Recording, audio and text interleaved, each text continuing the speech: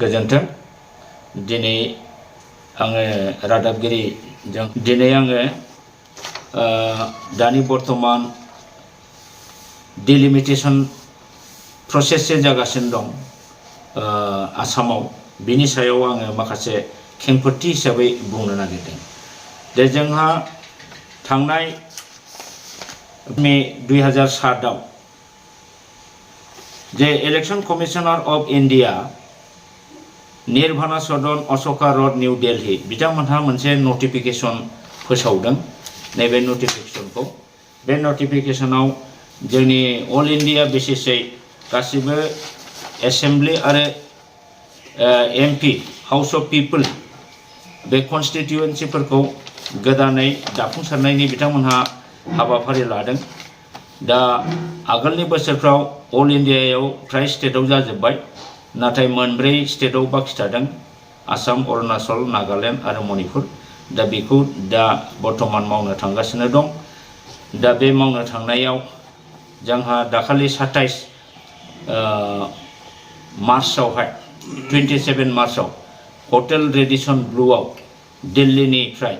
जे chief election commissioner of India लोगोसे बिथांमोननि टीमा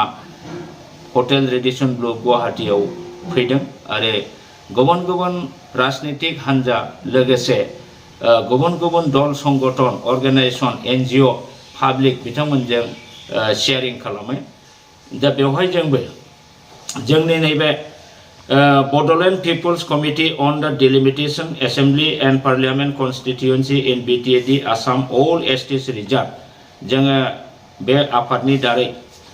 बे बड' पिपल्स कमिटिनि आफादनि दारै जोंबो लोगो हमदों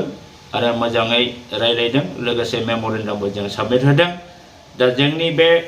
बड' peoples committee on delimitation of assembly and parliament constituency in BTAD बेखौ जोङो थांनाय 2023 अर्थात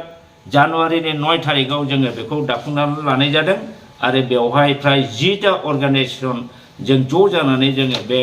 डिलिमिटेशन कमिटिखौ दादों मानो होननानै बुङोब्ला कन्स्टिट्युशननि धारा मथे जोङो अट'नमास डिस्ट्रिक्ट काउन्सिल एबा 6 शेड्यूलनि आन्डाराव जोङो जेबादि मोननांगौ जोंहा दं बे कन्स्टिट्युशननि धाराखौ माने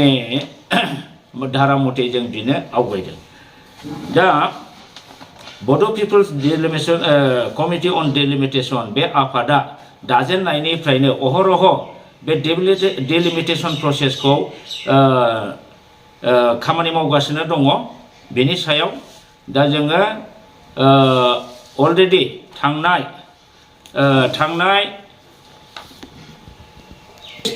2003 आव दिल्लीयाव थांनाय 30/1/2023 अर्थात 30/1/2023 मायथाइयाव जोङो दिल्लीयाव जोङो इलेक्शन कमिशनार अफ इंडिया ने बिथांनो मेम'रेन्डाम गथायहोयो फ्राय 16 जन जोङो टीम थांदोंमोन 16 जननि बिथोराव 7 जनखौ जोंखौ हाबहैयो आरो बेवहायनो नैबे मेम'रेन्डामखौ जोङो गथायनानै लोगोसे आधा घन्टा चीफ इलेक्शन कमिशनारजों रायलायनाय जायो जोंनि दाबि दाबाखौ थिखांनाय जायो दा बेवहायनो जोङो स्पष्ट मेनसन खालामदों बे फार्स्ट मेम'रेन्डामाव जे इंडियन कन्स्टिट्युशननि 330 जेनेखि धारा आर्टिकल 331 सबक्लज 3C क्लज मथे जोङो जे अट'नमास डिस्ट्रिक्ट काउन्सिलाव बेवहाय लिरनाय दङ बे आर्टिकल 330 क्लजआव C सेक्सनाव दङ जे